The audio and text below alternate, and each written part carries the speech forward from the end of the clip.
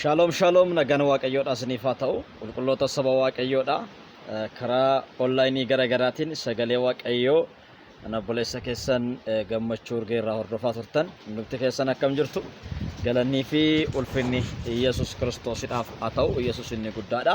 Egaa chaanaaliin koo inni kanaan dura gammachuu urgeessanii chaanaal inni jedhu cufamee jira.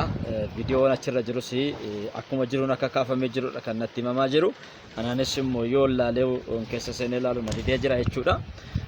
Galanni fi ulfinni Yesuus Kiristoosidhaaf haa ta'u Yesuus inni guddaadha.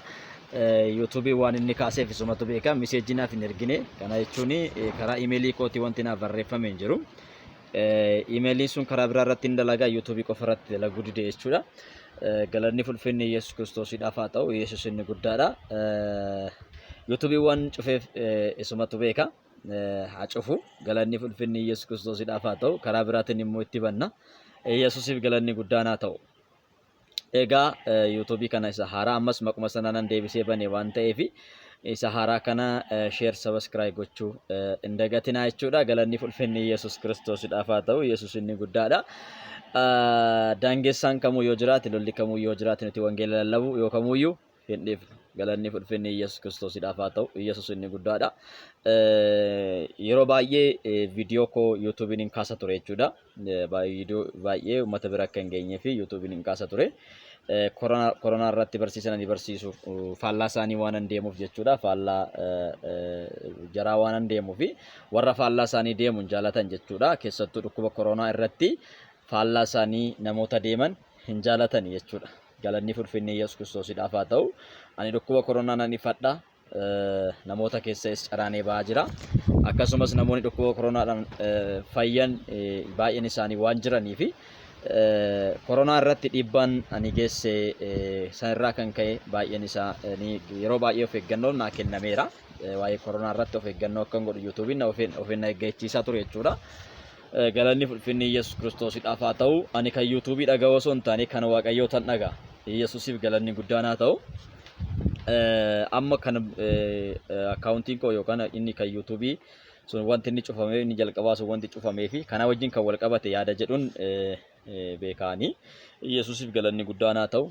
Kanas taanaan san ani Yesuusin lallabu innis ammas koronaa ifachuu innis galanni fi ulfinni Yesuus Kiristoosidhaaf haa ta'u. Yesuus inni guddaadha ammas koronaa ifachuun dhiisanii sagalee Waaqayyoo irraa lafa tokko walii wajjiniin hin dubbisneetuma bira dabarra jechuudha. Sagaleen kun ergaa guddaa of keessaa kan qabudha. Hojii ergamootaa boqonnaa 4:17 irratti kun biyya keessatti ba'ee akka hin odeeffamneef maqaa kanaanis deebi'anii nama tokkotti illee akka hin dubbanneef kottaa jabeessinee isaan hin doorsifnaa jedhanii walii galanii jedha.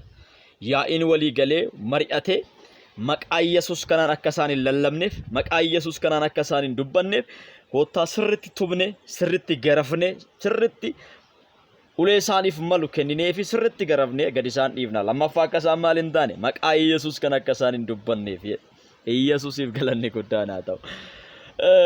Garaffaan yookaan immoo adamni garagara maqaa Yesuusii kana akka nuti hin yaamne nu dhoowwuu hin danda'u. Yesuus jenna eessattuuyyuu galanni fi ulfinni Yesuus Kiristoosidhaaf haa ta'u. Hin labsina eessattuuyyuu Yesuusidhaaf galanni guddaan haa ta'u. Egaa Waaqayyoof galanni guddaan haa ta'u. Yesuus inni guddaadha. Kanaaf karaa kanaan yoo nu morman iyyuu nuti maal gochuu hin dhiisnu Yesuus jechuu hin dhiifnu. Nu dhaabuu barbaadan iyyuu nuti hin dhaabannu. Abdii nu kutachiisuu barbaadan iyyuu nuti abdii hin kutannu. Sabni Waaqayyoo ammas baay'eedha. Ganaa wal ga'ee dhufee dhaggeeffata sagalicha jechuudha.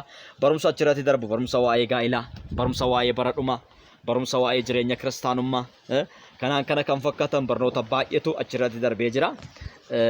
Achirraa gadi buusuudhaafis hin danda'amu amma akka namoonni baay'een illee yaalanii dadhabanii anis akka yaaleetti achirraas gadi buusanii dhaggeeffachuun hin danda'amu. Garuu barumsoonni tokko tokko waan na bira jiranii fi deebi'ee YouTube kana irratti bifa haaraadhaan nan erga jechuudha. Namoonni baay'een erga inni cufame namoota baay'eetu na gaafachaa ture. Lakkaa namoota baay'eetu hordofaa jira jechuudha. Namni baay'een hordofaa jira. Namni baay'een dhaggeeffachaa jira jechuudha. Nama baay'eetu na gaafate. yuutuubichi hojjechuu didee jennaan jechuudha. Amma karaa haaraadhaan yuutuubii haaraa baneen jira. Reefuun viidiyoo lamaan tokko irratti gadhiise. Inni kun sadaffaadha. Galanni ulfinni Yesuus Kiristoosidhaaf haa ta'u. Yesuus inni guddaadha. Inni kun arfaffaadha. Inni kun arfaffaadha jechuudha. Viidiyoo arfaffaa reefa irratti gadhiisaa jira jechuudha. Sonni viidiyoo hedduudha. Viidiyoo hedduu irra jira jechuudha. Irraa badeera ammaaf jechuudha.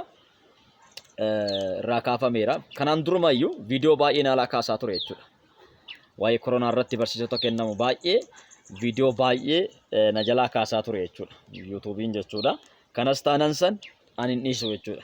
Yesuusiif galanni guddaan haa ta'u. Egaa baay'ee erga isaan reebanii booda bartoonni isaan biraa ba'anii hojii ergamootaa boqonnaa 5 lakkoofsa 28 irratti akka jedhan nuyi maqaa kanaan akka hin barsiifneef cimsinee isin abboomneerra.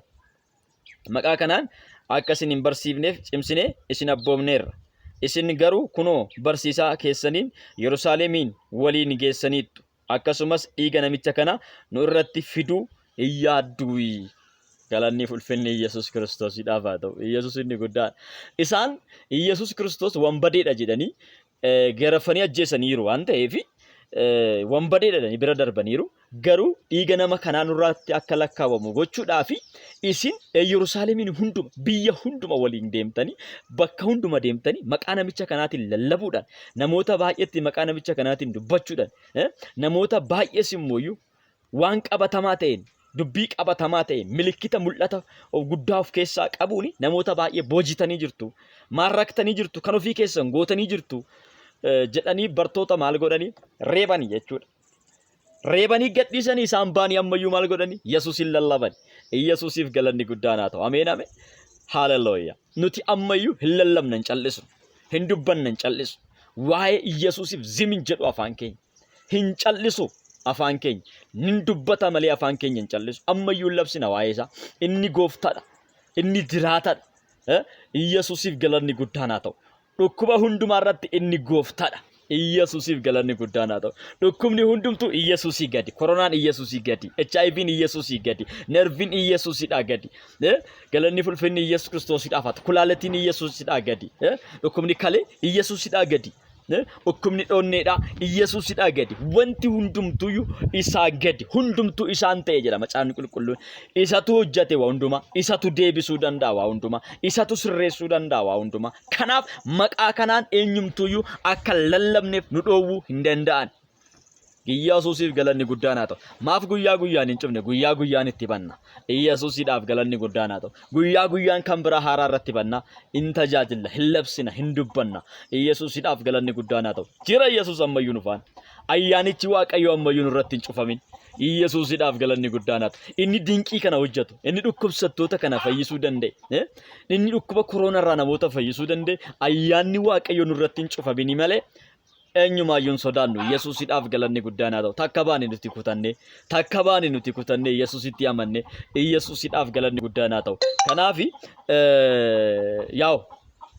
wanti baay'een yoo dubbatameyyuu wanti baay'een yoo jedhameyyuu nuti Yesuusin labsuun dhiisnu gooftaan sinaa eebbisu barri keessaniif jireenyi keessan kan eebbifame haa ta'u.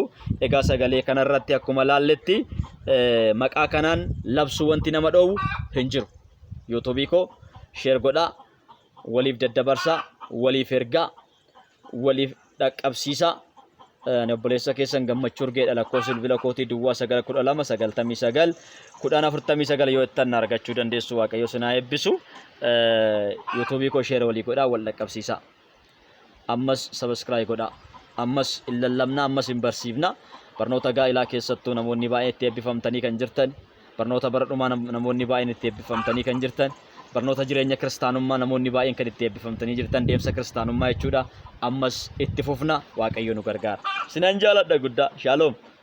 Eebbifamaa ayyaana Waaqayyoo keessatti naa tura. Guddaa akkas hin jaaladhu sunu gaarii gootanii beektu. Shaaloom waliif daddabarsaa wal dhaqqabsiisatii namoonni dhageenyaa dhagaani sheer subscribe godhanii subscribe yommuu isin gootan akka adadumaan gadhiisen isin dhaqqaba waan ta'eef jechuudha. Gooftaan isin eebbisu eebbifamaa sinan jaaladha.